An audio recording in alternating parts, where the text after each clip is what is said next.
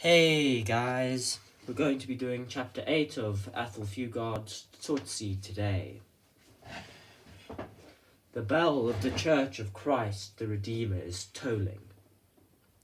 It has a double stroke. Ding dong ong ong, ding dong ong ong.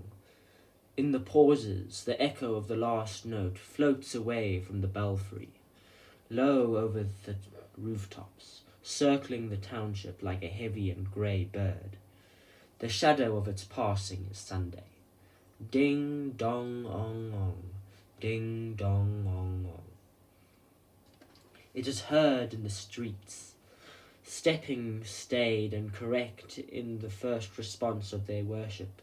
A few move to the top of the hill, where a few more are standing around the church door, waiting for organ sounds and the singing of the first hymn. The rest stay behind in the streets, sitting on steps or just standing, but all of them in the sun. They also hear and respond faithfully with all the litany of their Te Deum. Sunday again, first week and always on time, Saturday and Sunday, half-brother days. Me, don't even think they're cousins. They always come together, like a woman and a baby.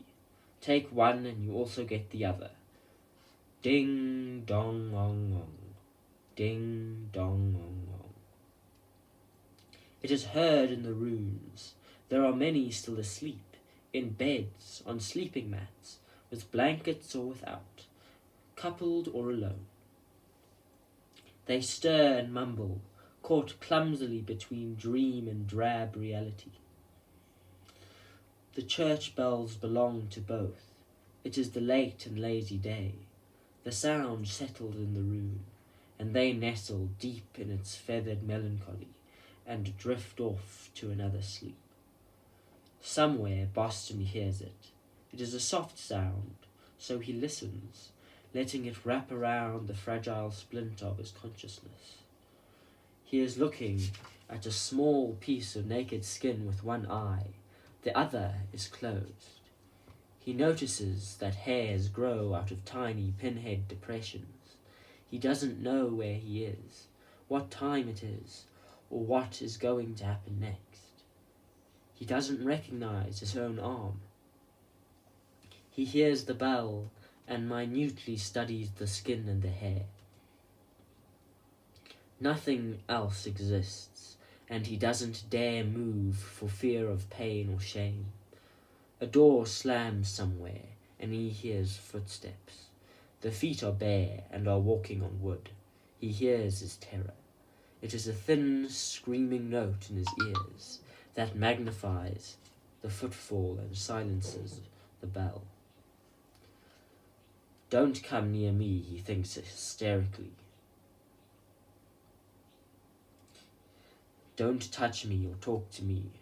Ding dong ong ong. Ding dong ong ong. Then they stop. The Reverend H. Ransom gets up from his knees. On his way to the door, he passes the window. He stops and looks out. He recognizes the deceit in all its small action. It is the desire to see and not be seen. But what he sees is so innocent he dismisses his deceit as unimportant. Then he warns himself against excusing small failings. They're all shuffling into the church now, scuffing their feet on the mat at the door before going in. The feeling is there before he knows it. He finds himself angry, impotently angry, and with their best suited, unsmiling and stiff devotions. Go home, he wants to shout. Go home. It's no good. I didn't know his name. Instead, he fumbles in his haste to open the door and cross to the church. He prays on the way, God help me. He saw it as he came through the doorway, stepping lightly among the fallen bricks. He saw it clearly as uncertain line that was sprawled all the way down the yellow, peeling plaster, right down to the shoebox, then over it, and into the corner beyond. Seeing it, he stopped, and with the strange irrelevance of a panicky mind, he remembered an idle moment one afternoon, with the others in his room, when his hands had found a pencil that Boston had left on the table.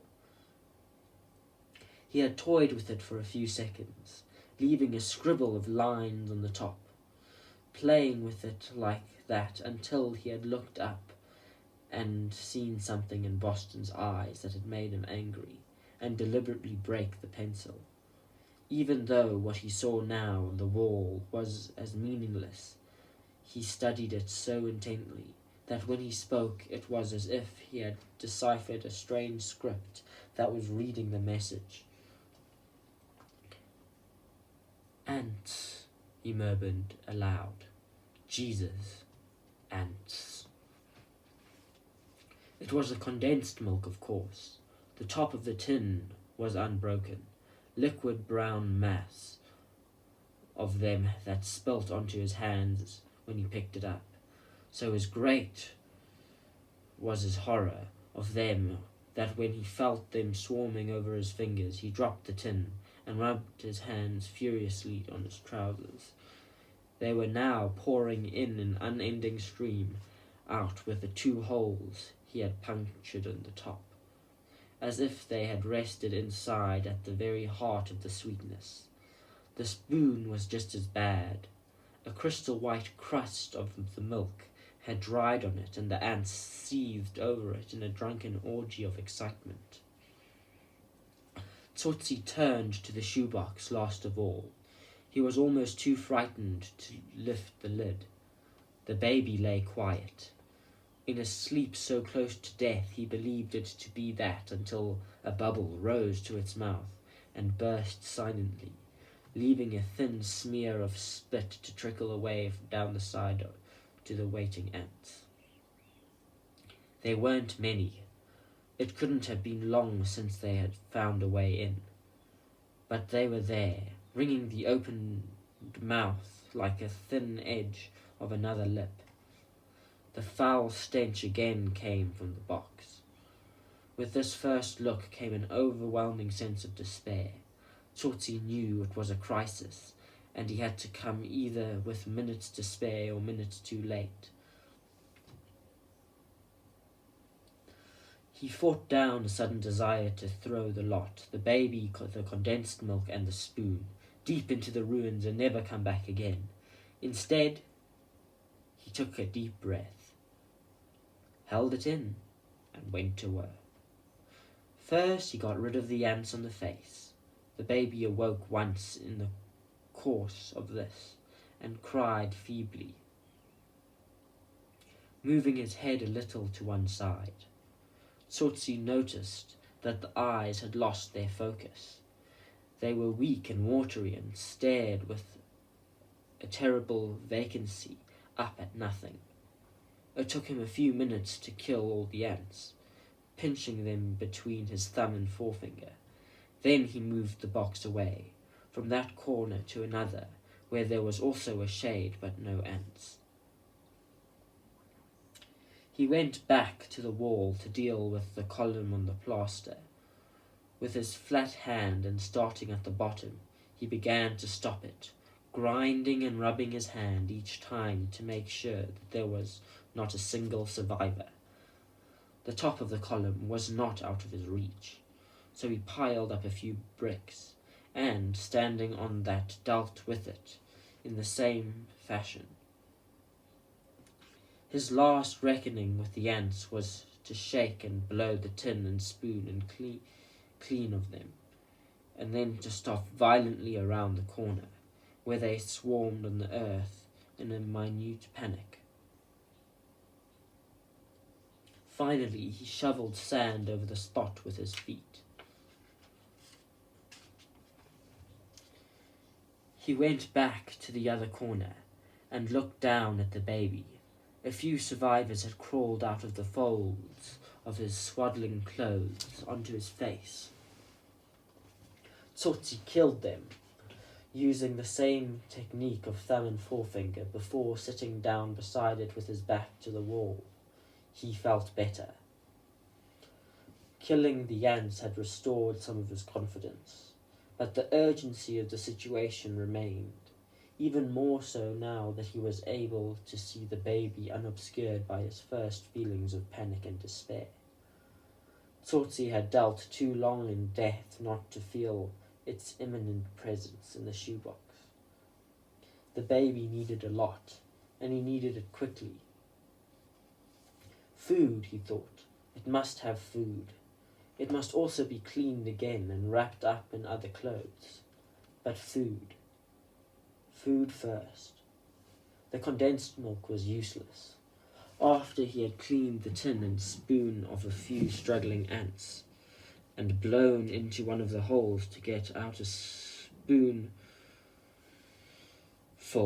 because it didn't come easily, it was to find as many ants drowned and bogged down in the milk as he had found on top of the tin. Tsotsi left the corner and, standing in the remains of a wall, hurled the tin and spoon with all his force deep into the ruins. He remembered the cripple. Last night, he thought, it is past. This is today, another strange day. He left the wall and broke the momentum of thoughts that threatened to carry him away from the present. Milk! I must get milk for him. He went down onto his knees and bent close to the baby, as if it might whisper a few words of advice or encouragement. He studied the face intently. Those eyes, they made him feel he wasn't there. Tsotsi brushed his fingers past in front of them. They didn't blink. The baby's breathing came in shallow, fretful little sighs, ending with a tick-tick-tick from deep in its throat, as if something there were counting off a few seconds for every breath. A few seconds of what? Tsotsi put out a finger and touched the small pink palm of one hand, and the fingers closed on his like the tendrils of a lazy anemone. He felt the tiny, moist hold with a palpitating heart. He had a name for his experience of that moment. He was feeling for the baby. He remembered the cripple again. After a few seconds, he pulled away his hand, stood up and wiped away the moustache of sweat droplets on his upper lip. What was he going to do? Milk. He said the word aloud, so as to not rivet his attention to the problem. What was it to be? Another tin from the Indian trader? He almost accepted the thought because of the immediate avenue of action it offered him. But Tsotsi had lost faith in condensed milk, and in the ability of his clumsy hands to minister to the needs of the baby. Tsotsi noticed absently that the long smudge on the wall where he had attacked the column of ants had been penciled in lightly again. He repeated his first strategy, but this time using both hands, slapping so violently that his palms stung. It was while doing this that he remembered the thought Butcher had suggested the previous afternoon when he teased the woman. Tsotsi went back to the baby with only half the new column of ants disposed of. He sat beside the baby with his thought for a long time, because it was a long thought and it took its time in passing before he knew its beginning and its end. But when he did, it was also to know the end of his dilemma. He had a plan, and as the final part of it, he stood up and took the baby out of the box, abandoning that because the stinking yellow muck from the clothes between its legs had soaked through the cardboard. It was useless now, the bottom having gone soft and soggy. Tsotsi wrapped up the baby in his coat and left the ruin. At the bottom of the street, not far from Tsotsi's room, you could lean out of his window and see the spot, there where the road had managed to steal the extra inches of land from the shacks and hovels that crowded the side in a warped frontage of corrugated iron, biscuit tins, packing case wood, sacking, and of anything else that could be nailed or tied together in the basic design of a few walls and a roof. There was, in this widening of the street, littered with stones because feet, thousands of them, to be numbered in generations of coming and going, had worked away the loose sand and tramped down the remainder hard and firm.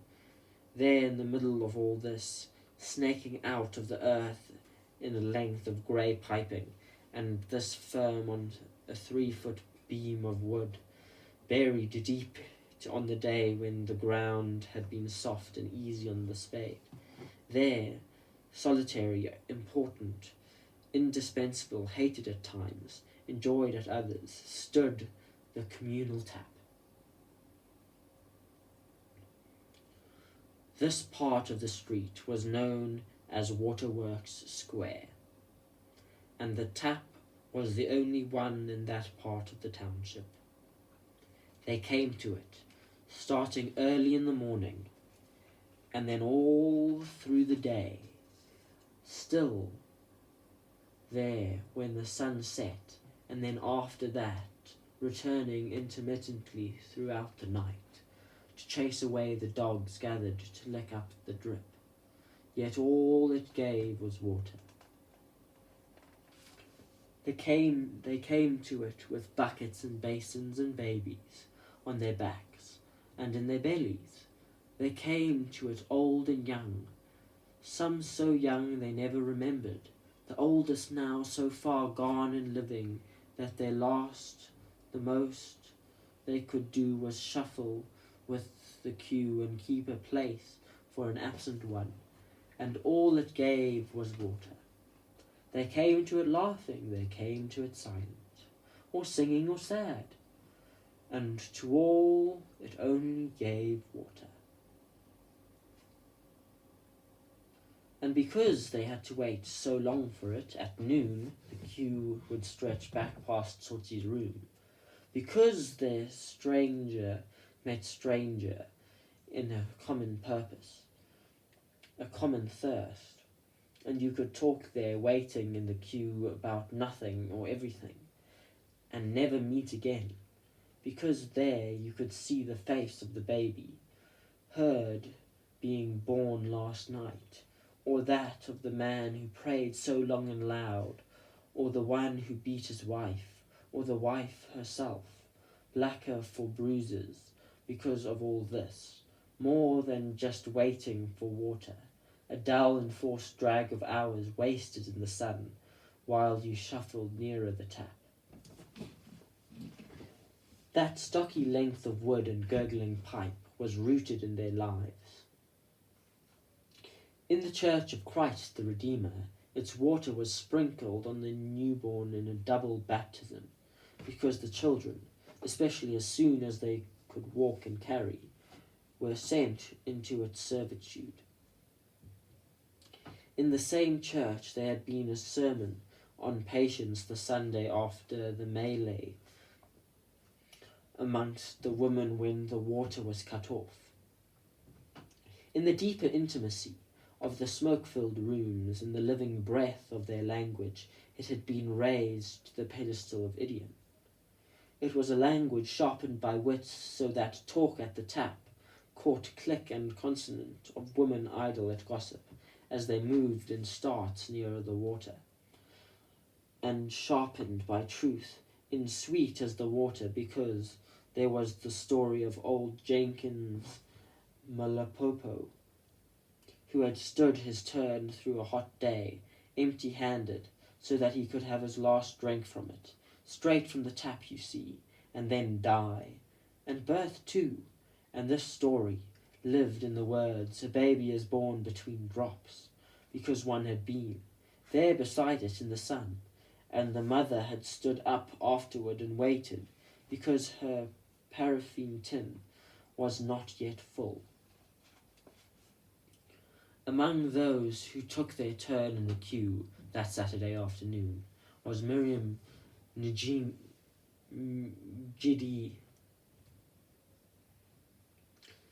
She was 18 years old and carried her baby on her back. When she reached the queue, she put down her paraffin tin and prepared herself with a sigh of resignation for the long wait that lay ahead until she reached the tap. It would take her half an hour. That was one of the things you learned in the township without ever actually being taught, how to measure the time of a queue by its length. It wasn't as simple as it sounded. A question of so many feet meant waiting so long. The number of buckets and paraffin tins came into the equation. Even the tap itself was a variable. It alternated between a strong, resounding burst of water that hammered onto the bottom of the paraffin tins with a roll like thunder, and a liquid, weak trickle that whispered when it hit the bottom of the bucket, and after that flowed silently. There was something of a law to this alternation. It flowed weakest when it was needed most, in the early morning, then again at noon, and at supper time. So unconscious had been the learning of all this that Miriam Njini made her calculations without realizing it. About 3 o'clock, maybe 30 people, mostly with 1 bucket each. She reckoned on half an hour. Her baby was awake. He hadn't cried once during the walk from the room, and for the past few minutes he hadn't even moved, not even to pick at the ends of the knotted duk on her head, which was his favourite game. Yet she knew he was awake. It's still the same, she thought, in my stomach and now on my back. I still know when he is awake or sleeping, then without being able to see, and now without having to look. Even so, she did, turning her head so as to see over her shoulder. It was sucking a thumb and looking up innocently at the sky with eyes as deep and as cloudless. He was 6 months old. When he heard the cluck-cluck of his mother's voice, he jerked his hand out of his mouth and waved it as if a friend stood far away in the distance. In those eyes, quietly serious, so wide they seemed to reflect great horizons, in the gesture of the small hand it seemed to beckon them in, she saw a portent of great manhood. A bolt of pride surged through her. Her son, hers, Miriam Njini's baby, the man they would call Simon. She picked up her paraffin tin and hurried forward. The queue had moved a few precious feet. When she stopped again, it was to look down at the ground. The baby was going to sleep. You quickly learned the signs.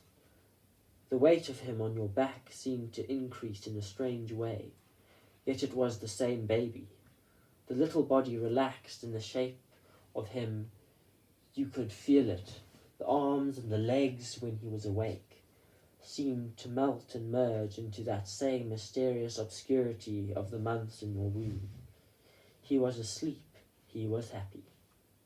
The thought of her baby drifted out of her mind, and somewhere else she heard that small voice that was hers, and was never silent, and always asked the same question. Simon, where are you? Simon, my man, where are you? My man, where are you? She saw the face so clearly. If she looked hard enough, she could see it in anything, and so clearly he had only to open his mouth and speak. Simon, where are you? What happened? What? Where are you now? How was it that a man, so full-blooded, big-bodied man who had fathered a child and a woman, in love, could walk to work one day and never come back. She had searched. 8 months gone as she was at that time, she had walked the 6 miles to the factory, along the same road that he had set out on confidently every morning, and returned from wearily in the evenings. It was the time of the bus boycott, and all the people were walking, and Simon was the sort of man that when the people walked, he walked, and not come back. No sign of him, no word, no memory.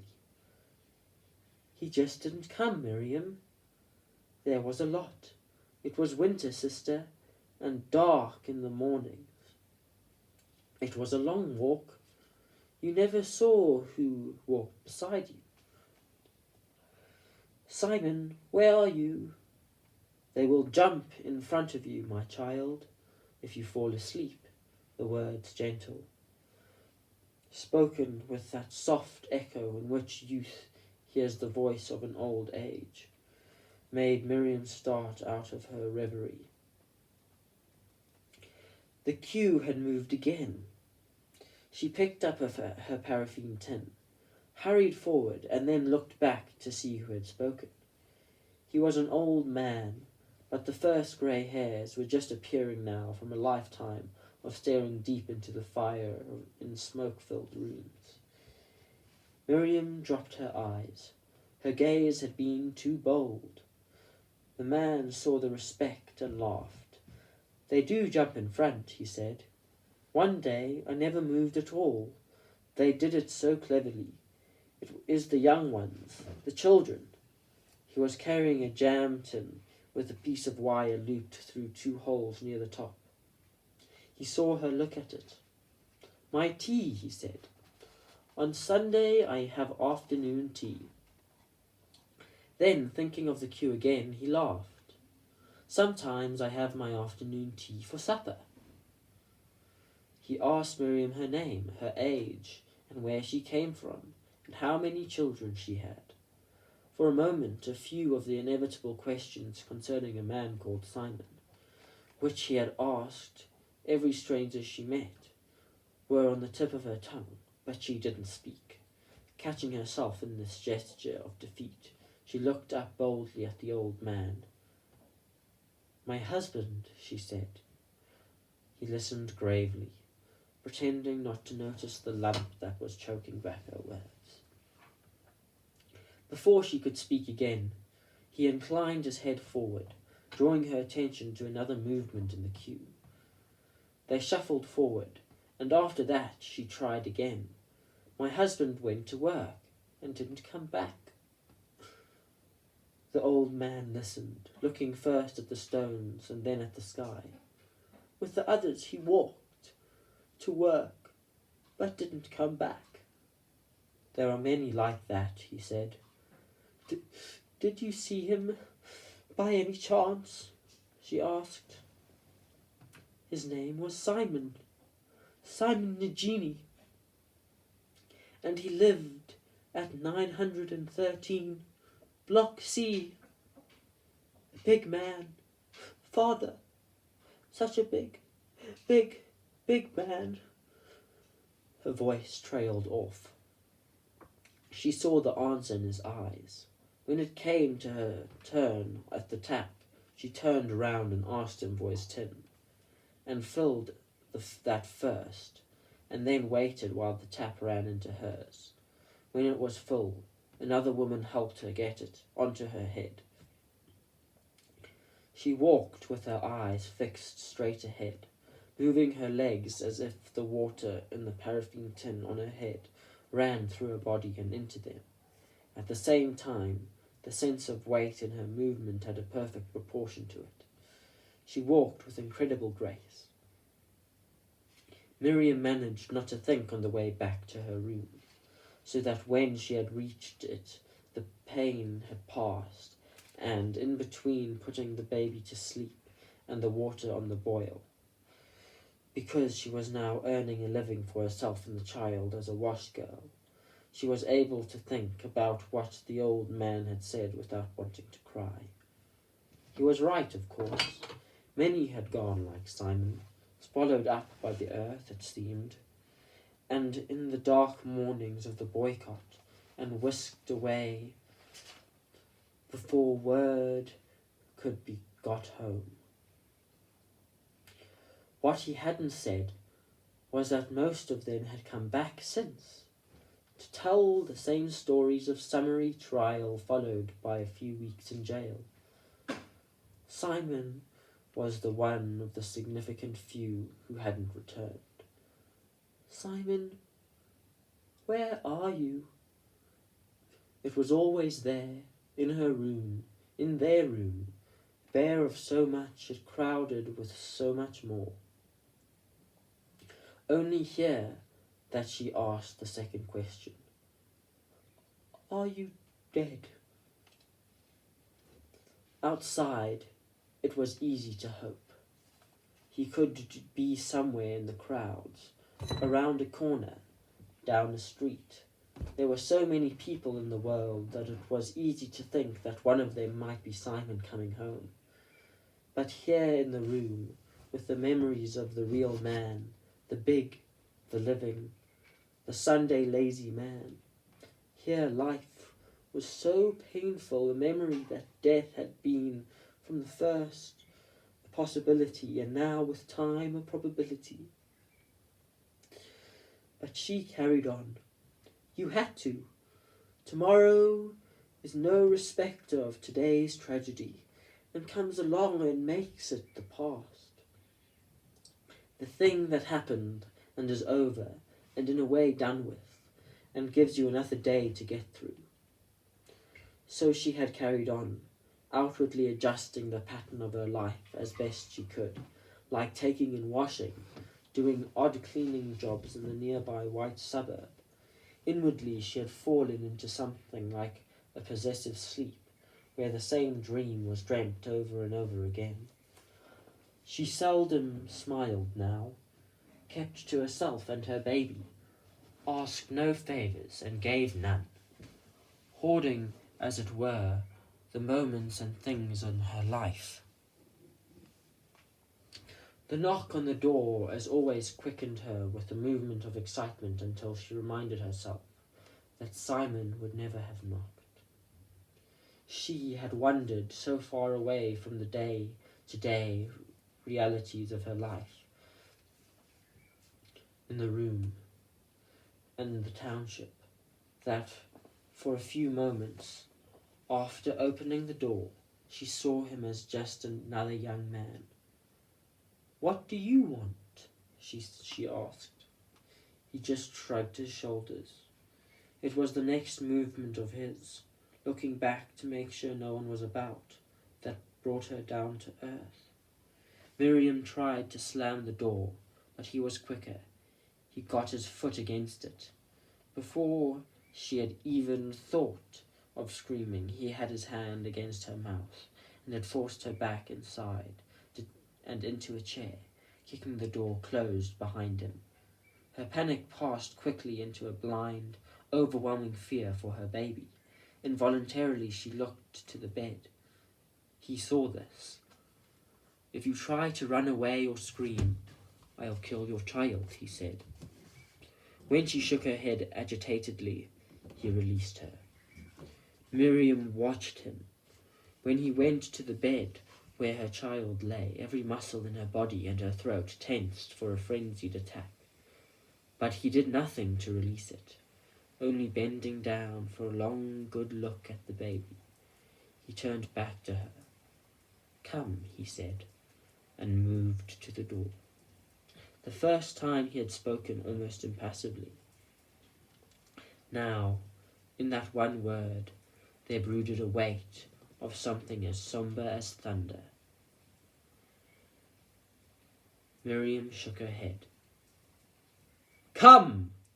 His voice was loud and hard. She didn't shake her head this time, but still made no move. If you don't come, I'll kill your baby. It won't take long. She shrunk back at his last words. He knew why, but it was a complicated thought to contradict, so he only said, It's not that. What then? Come! He roared, and smashed a cup to the floor. Can I leave the child? Yes. Can I get somebody to take him? It won't take long. You'll be back. He walked ahead. She followed at a few paces, and not once did he look back to see if she was there. Only when they reached the door to his room did he turn and point, so that she went in first. Tsotsi closed the door behind them, and Miriam pressed herself up against the wall, so that he had to drag her by her wrist to the bed. She began to moan softly, but stopped when she saw the baby. He let her have a good look before speaking.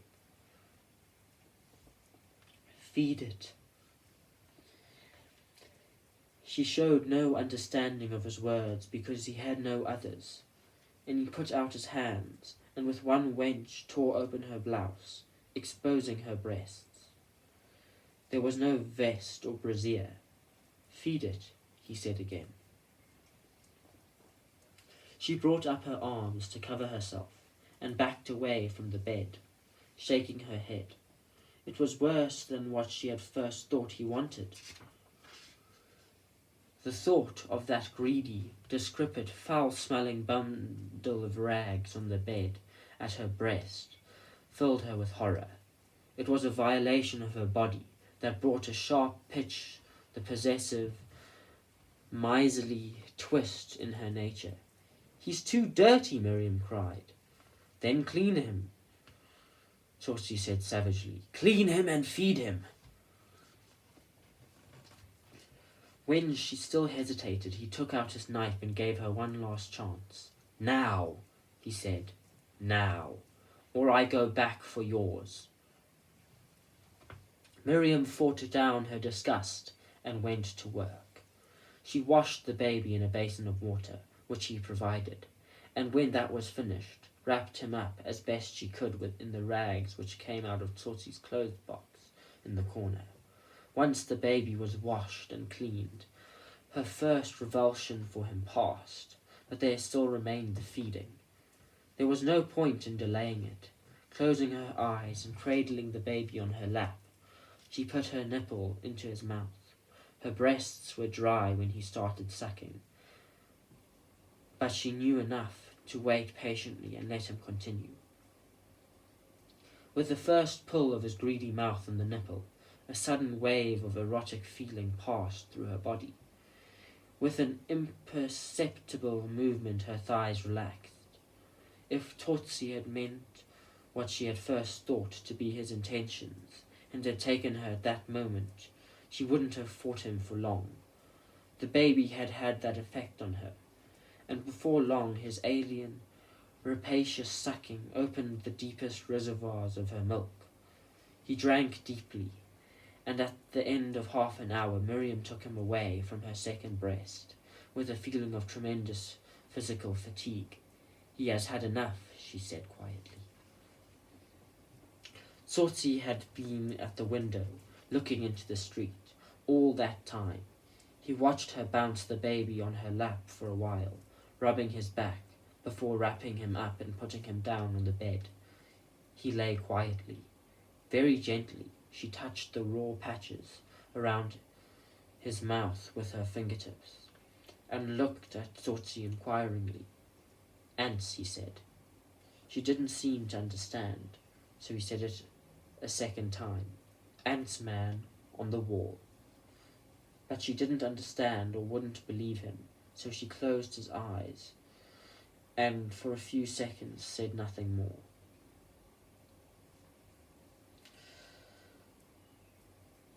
Miriam buttoned up her blouse and tucked it into her skirt. She hesitated at the bed, as if uncertain whether to stand up or stay longer. Again at the door, only a few steps away from the freedom of the street, she hesitated with her hand on the doorknob, looking back at the bed.